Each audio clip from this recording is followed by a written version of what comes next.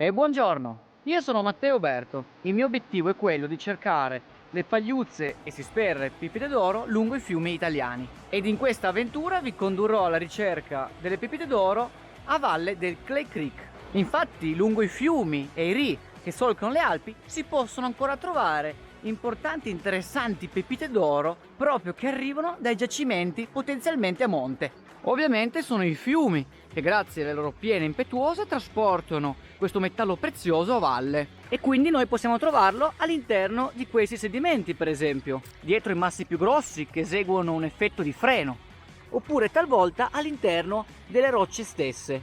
Oggi sono lungo il Clay Creek, un piccolo rio in montagna che si trova localizzato in Piemonte.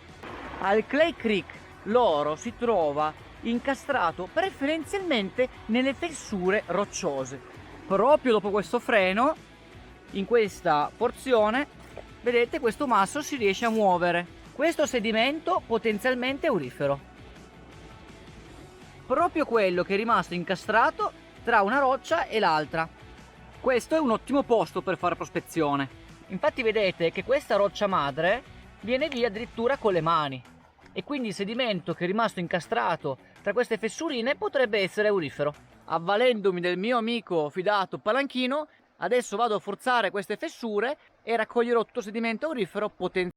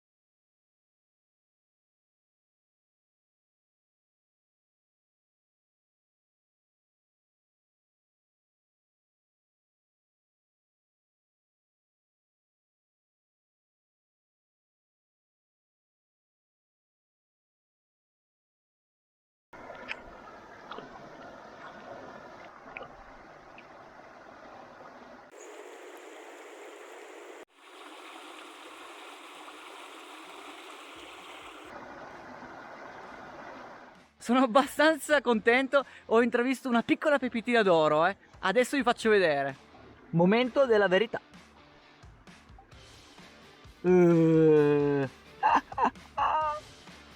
Guardate che bella, guardate che bella. Si vede proprio bene, ragazzi. Eccola da lì.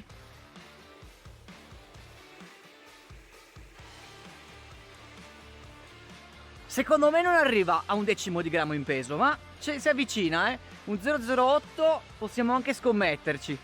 Ditemi la vostra qua sotto quanto può pesare. Ma adesso guardiamola un po' più in dettaglio.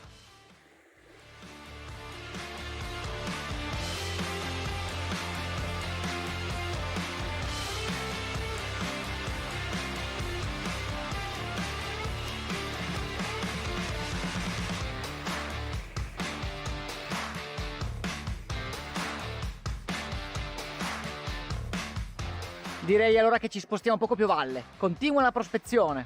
Mentre camminavo verso valle mi sono imbattuto in un paio di cose interessanti dal punto di vista geologico.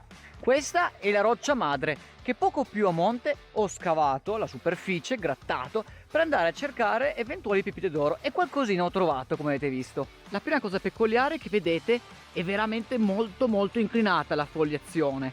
In questo caso specifico abbiamo a che fare con delle rocce metamorfiche. Sono delle rocce che hanno subito pressioni e temperature gigantesche e sono andate veramente molti chilometri in profondità nella crosta terrestre. Moltissimi milioni di anni fa queste rocce non erano altro che dei sedimenti, pensate. Adesso, a causa delle enormi pressioni e temperature, vedete, proprio hanno una loro solidità, ma visto che sono molto alterate, si frammentano facilmente. Si chiamano micascisti in particolare queste rocce qua. Sono composte da minerali afferenti alla famiglia delle miche, tra cui si possono trovare ad esempio la muscovite, la biotite e anche altre miche. Qua e là vi sono anche dei sottili livelli composti da quarzo principalmente. La seconda peculiarità di questa postazione, e che è veramente interessante, è che il fiume ha eroso questa roccia, cioè il micascisto, veramente tantissimo. Infatti adesso vi faccio vedere dove sono i sedimenti alluvionali antichi, proprio lassù. Quindi immaginate, il fiume ha eroso ben 5-6 metri del suo stesso substrato. L'alveo attuale lo troviamo qui. Il letto fluviale antico lo troviamo quassù. Vedete, è composto da del ciottolame e dei massi. Le pietre sono arrotondate perché cozzando le une e le altre durante le piene del fiume vanno pian pianino ad arrotondare i propri spigoli. Quindi questo sasso che arriva proprio da lassù, il fatto che abbia questi spigoli arrotondati è un indice di trasporto fluviale. Trovo oro lungo questo alveo.